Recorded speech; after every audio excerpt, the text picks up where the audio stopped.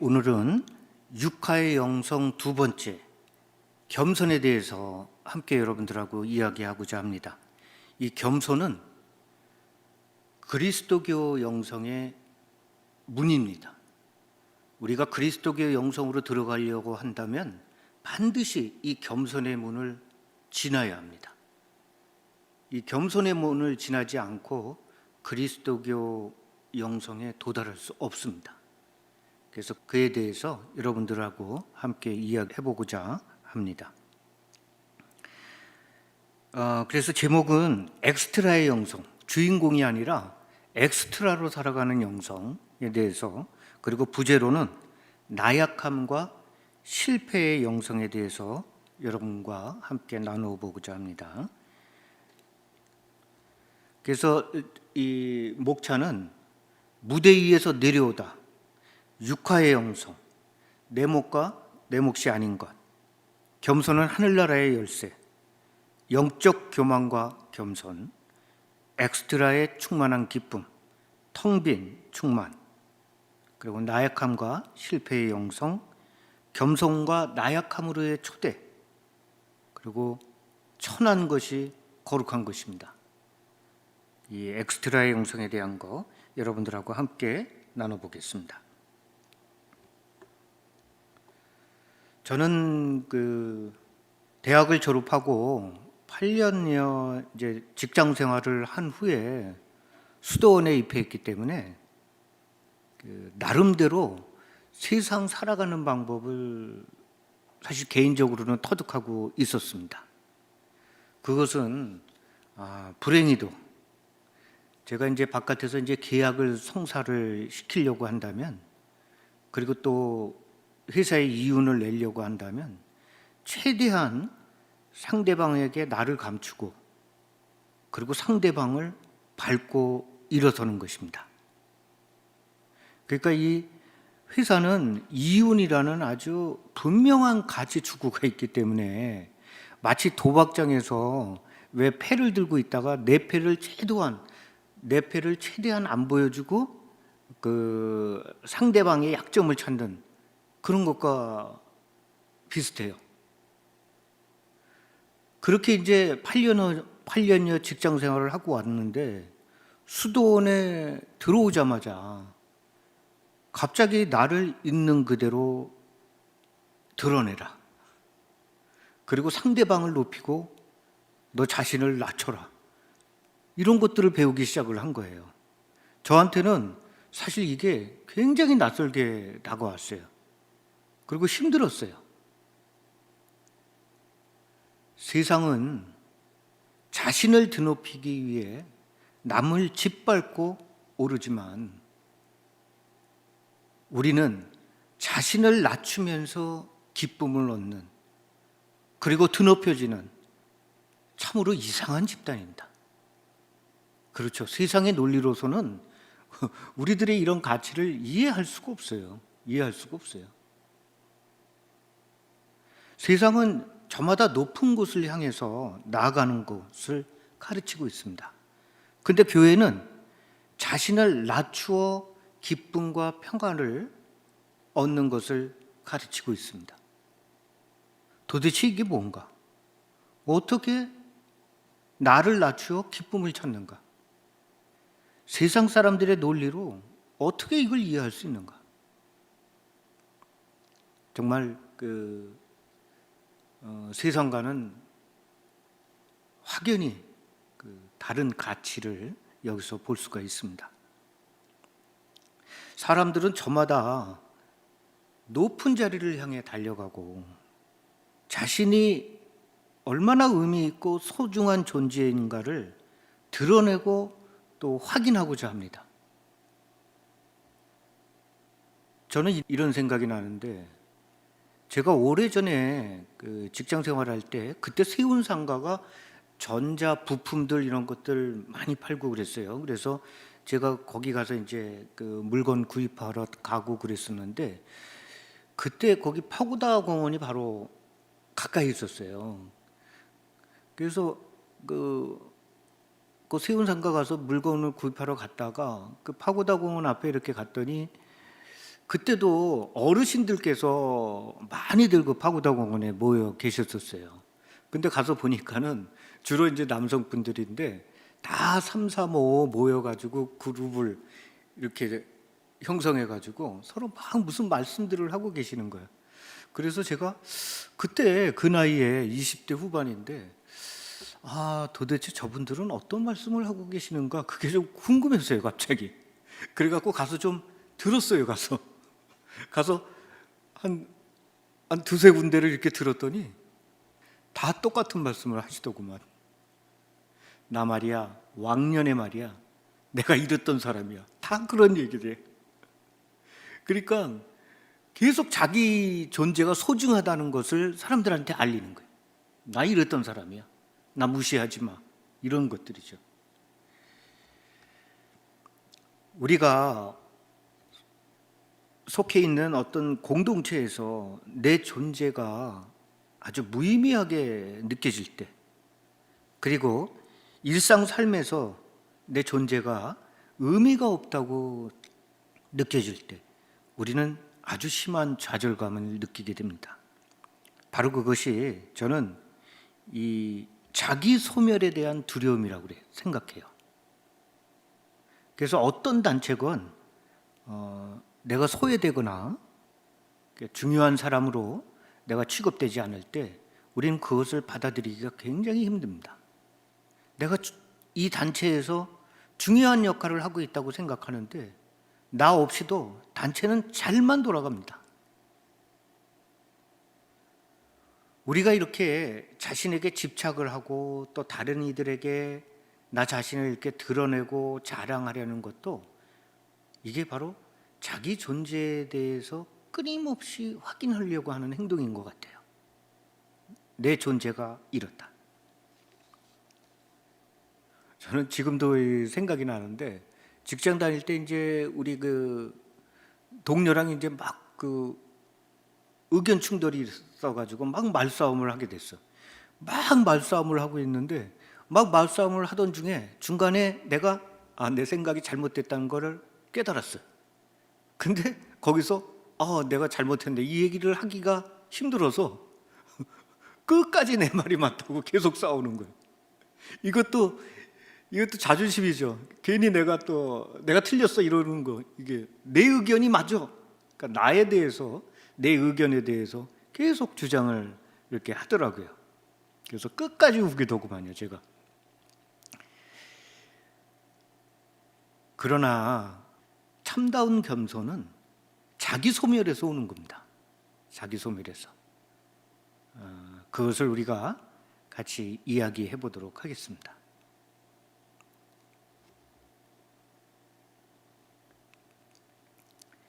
많은 사람들이 주인공이 되고자 꿈꾸고 있습니다.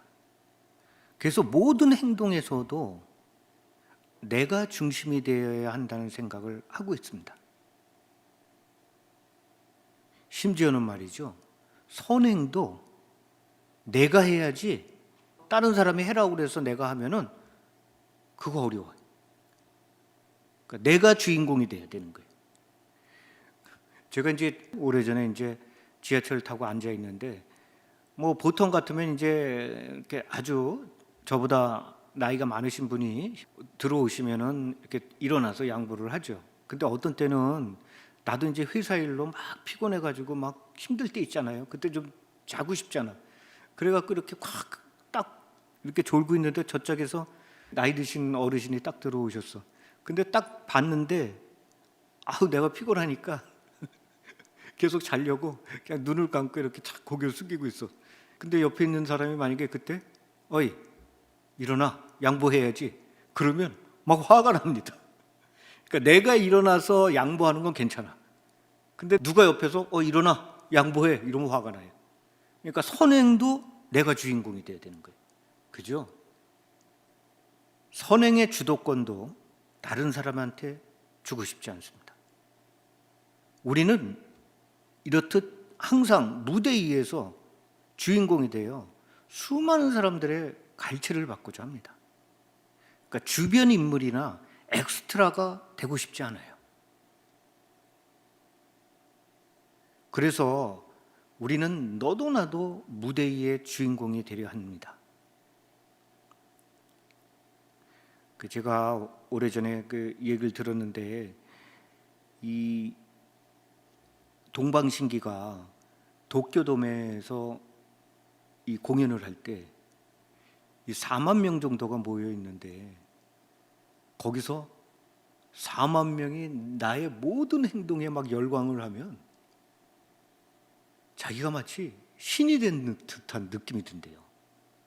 그러니까 거기서 맞습니까 여러분? 그러면 그냥 4만 명이 예! 그러면, 그래서 정말 그 갈채가, 그러니까 마약과 같은 거예요. 마약과 같은 거예요. 그러니까 그 가수들이 그 환호와 갈채를 정말 잊어버릴 수가 없는 거예요. 그러니까 그 관중의 그 환호 소리가 사라졌을 때, 자기가 무대에서 내려왔을 때, 그때의 그 허무감을 견딜 수가 없어요. 견딜 수가 없어요.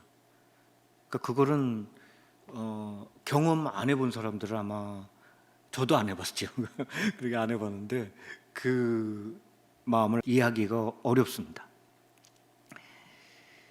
여러분도 잘 알다시피 우리가 권력을 휘둘렀던 사람들도 당연히 권력이 있을 때는 수많은 사람들이 찾아가지만, 권력을 잃게 되면 찾아오는 사람도 없어요.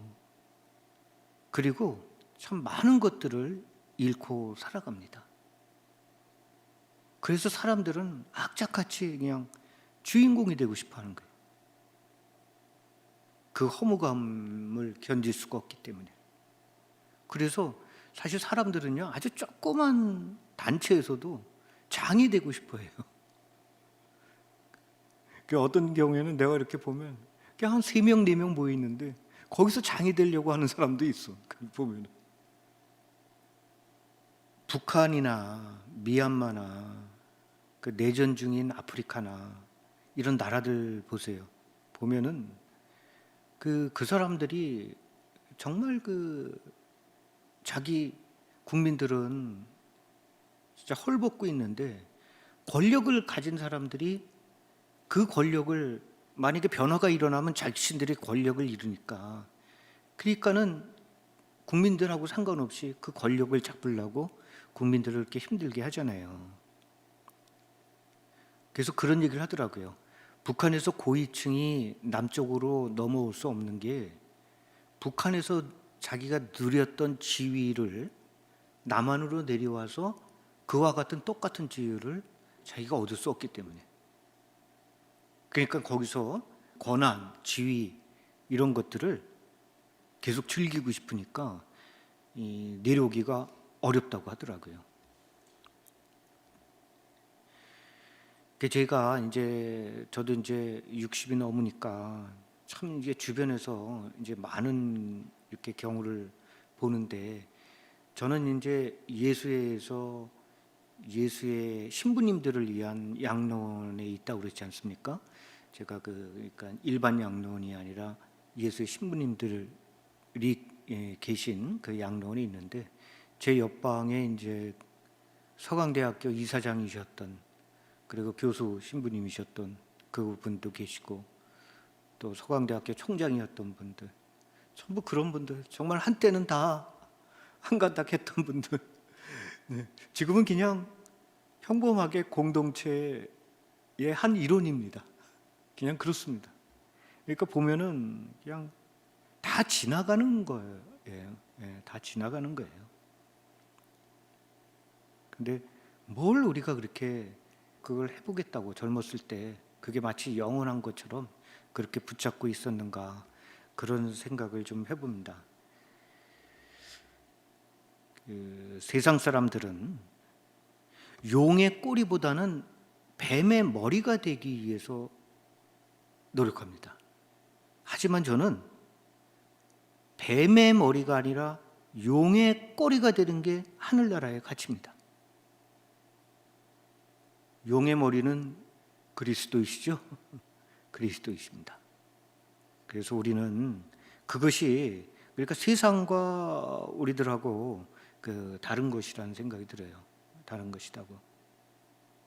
참 한국 사람들은 타이틀을 엄청 좋아해요. 타이틀을 엄청 좋아하고 마치 그 완장 문화, 완장창 것처럼 이 계급장 문화 이런 것들이 이제 우리 안에 있어요.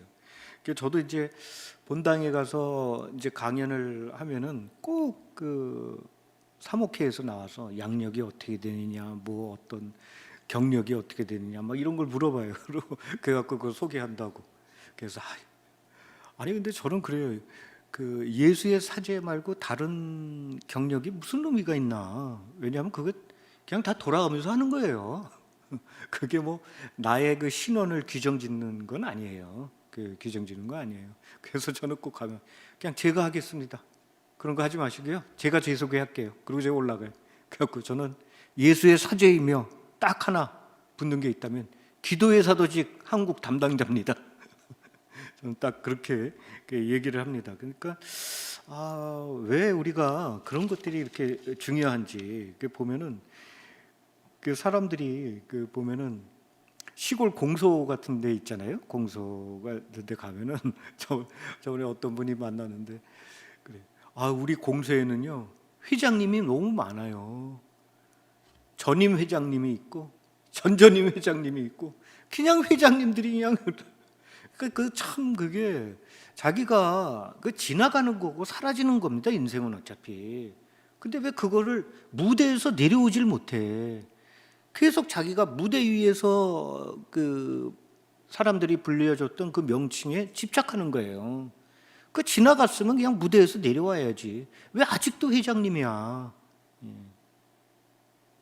인간은 이렇듯 세상을 살아가면서 스포트라이트를 받는 무대 한가운데 늘 오르고자 부단히 노력하며 무대 위에서 들리는 그 수많은 사람들의 그 갈채를 갈망합니다.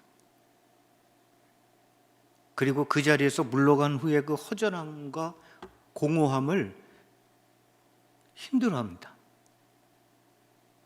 그래서 자신들의 자리를 넘겨주고 기꺼이 무대 한가운데서 내려오는 것을 어려워합니다. 그래서 막 오래 버티려고 하고 그리고 물러나더라도 자신의 그 영향력을 계속 미치려고 하죠. 때로는 나만이 할 수 있다라는 아주 무지한 생각을 합니다. 무지한 생각을. 하지만 하늘 아래 내가 없으면 안 되는 일은 없습니다. 하늘 아래 그런 일은 없습니다. 그럼에도 자신이 잡고 있는 것을 쉽게 놓아버릴 수가 없습니다.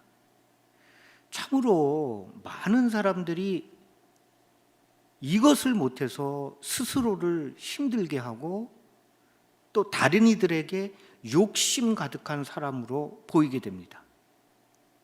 하지만 때가 되면 우리는 내가 있던 자리를 기꺼이 다른 이들에게 물려주고 그리고 욕심 없이 겸손하게 무대를 내려와야 됩니다. 이것이 세상의 이치입니다.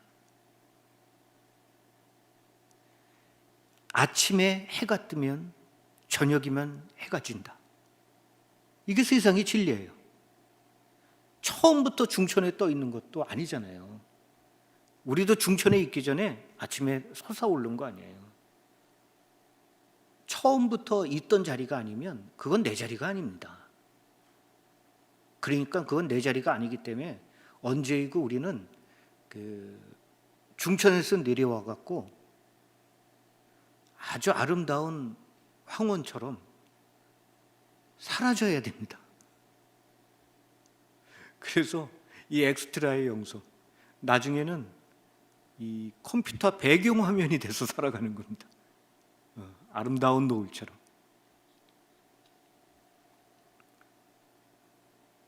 598년 만에 베네딕토 16세 교황님께서 신 앞에 나의 양심을 거듭 성찰한 결과 고령으로 나의 기력이 더는 교황의 직무를 수행하는 데 적합하지 않다는 확신이 들었습니다.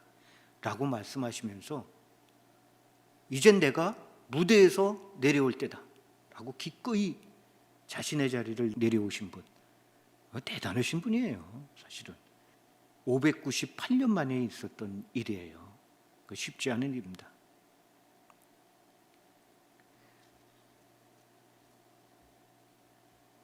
아침에 해가 뜨면 저녁이면 해가 진다. 아주 이 평범한 진리를 우리는 받아들여야 됩니다. 그것이 인생입니다. 우리는 지나가는 존재며 사라지는 존재입니다. 저는 42살에 서품을 받았기 때문에 문득 그때 이런 생각을 했어요. 42살에 지금 나름 내가 지금 인생의 한가운데 있구나.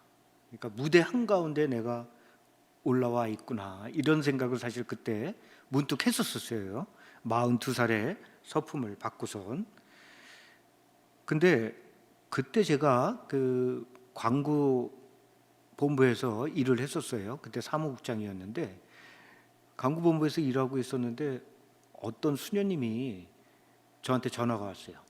피정 지도 신부님을 찾아달라. 그래서 제가 예, 찾아보겠습니다. 그랬더니 감사합니다. 그러면서 수녀님이 하시는 말이 이거예요. 근데요, 나이 많은 신부님은 안 왔으면 좋겠어요.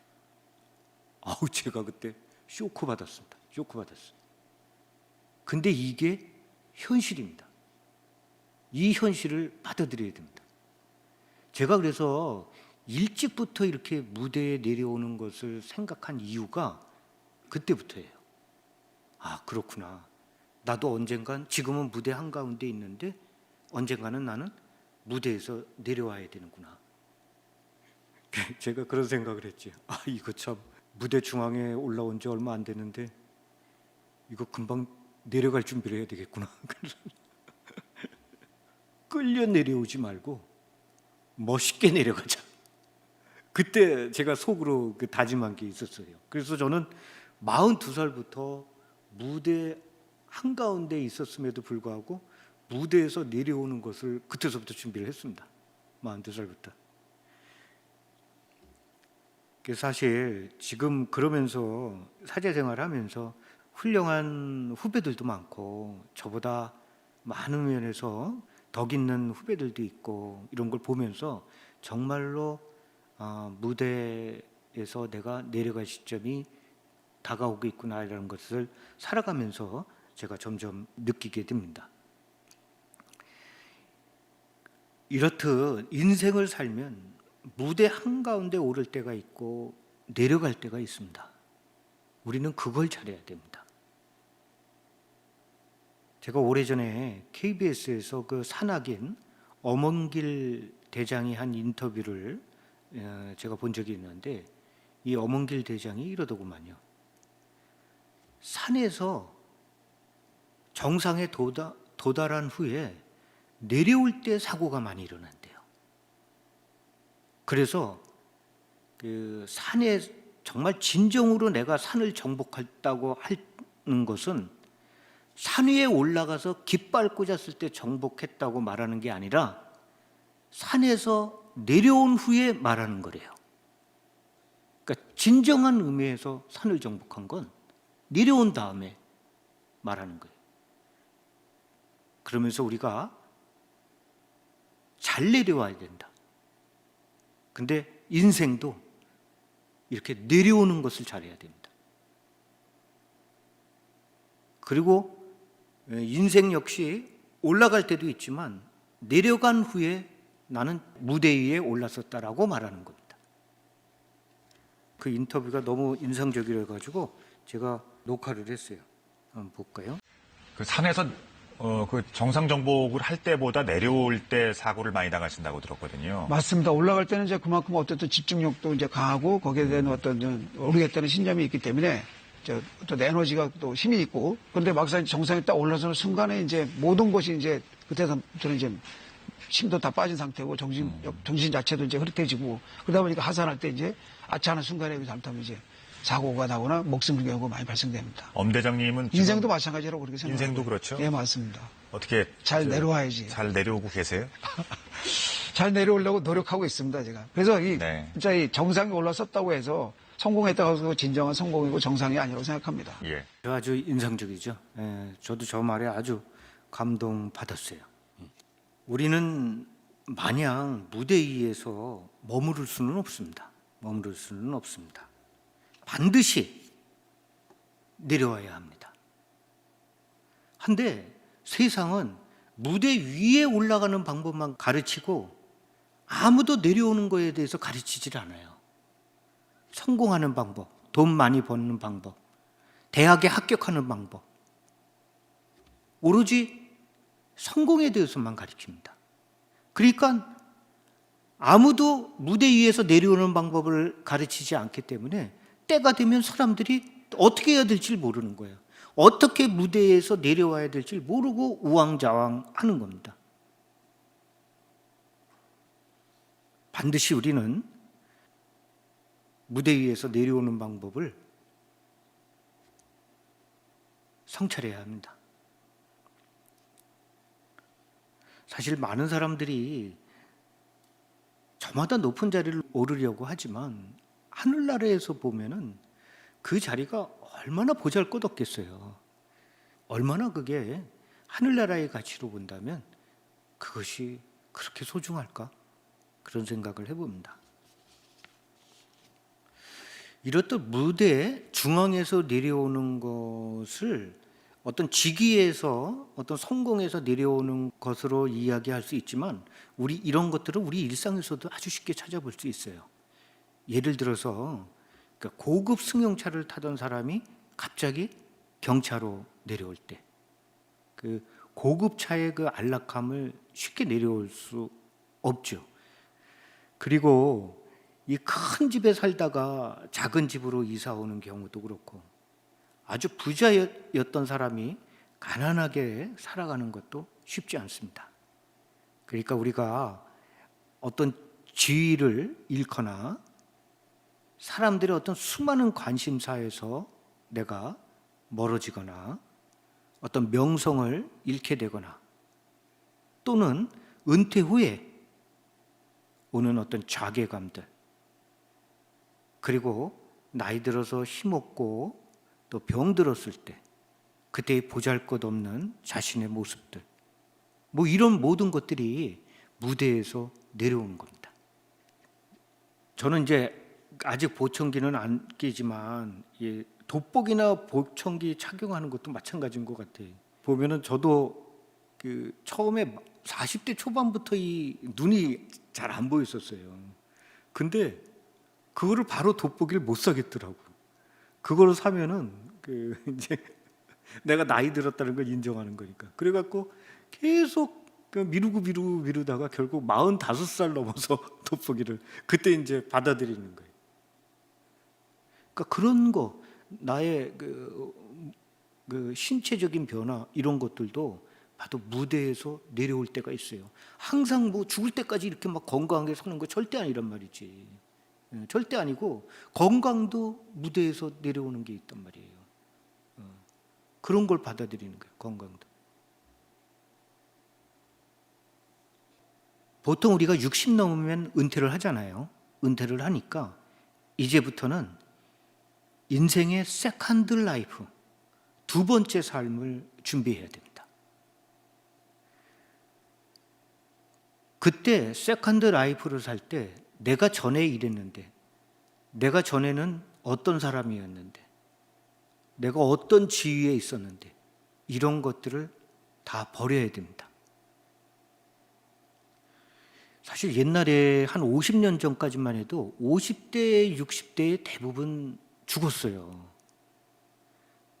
그러니까 회갑잔치를 크게 했죠. 근데 지금은 80, 90대에 우리가 죽으니까 내려가야 되는 걸 생각해야 되는 거예요. 그전에는 이런 거 생각 안 해도 됐었던 거예요. 전에는 없었던 거예요. 제가 어떤 신부님이 병원에 갔더니 저랑 나이가 이제 같은 신부님인데 녹내장이래. 그러다가 또 백내장이 걸린 거예요. 그래갖고 이 신부님이 의사 선생님한테 아니 요즘 왜 이렇게 녹내장하고 백내장이 많아요? 아 이상하네. 그랬더니 의사가 그러더래요. 신부님 옛날에는요 녹내장, 백내장 걸리기 전에 다 죽었어요. 근데 지금 오래 살으니까 이런 게 많아진 거예요. 그러더라고요. 그러니까 우리가 갑자기 수명이 50년 전하고 차이가 확 나죠. 갑자기 우리가 수명이 30년, 40년 늘어나니까 50년 전에 생각하지 못했던 여러 가지 사회 문제들이 지금 일어나기 시작하는 거예요. 일어나기 시작을 하는 거예요. 그래서 우리는 이 무대에서 내려오는 것을 생각해야 되는 시대입니다. 내려와서 통상적으로 30년은 더 살아야 됩니다. 그래서 어디서 이런 얘기를 제가 들었어요. 인생은 30년을 양성을 받고 교육을 받고 30년을 일하고 그리고 나머지 30년을 인생을 마무리하는 것이다. 이런 얘기를 들었어요. 그래서 30년에서 90. 제가 오래전에 80 넘으신 어떤 자매님께서 제게 이런 얘기를 했어요. 내가 인생을 살아보니 인생의 황금기는 40대, 50대였다. 그리고 40대에는 의욕이 넘쳤지만 완숙미로 따진다면 참 인생의 황금기는 50대였다. 그리고 60이 지나고서부터는 지는 해더라. 이런 말씀을 하시더라고요. 물론 65까지는 그 굴러왔던 밖에 관성이 있어서 어느 정도 굴러가겠지만 그 이후부터는 새로운 사람들이 찾아오지는 않습니다. 그냥 옛날에 알던 사람들이 우리 오늘 밥이나 한 끼 먹지?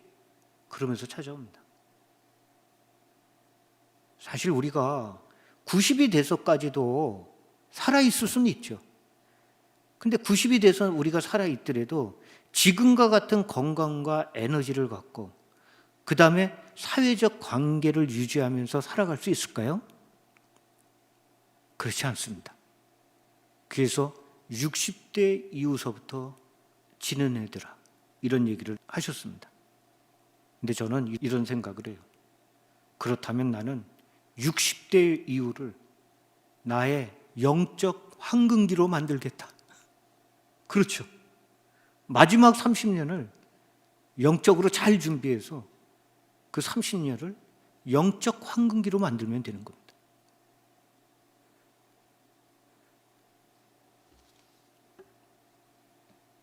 그러니까 이런 것들이 가장 활동적인 시기를 벗어나서 느끼는 자신의 존재에 대한 자멸감들입니다.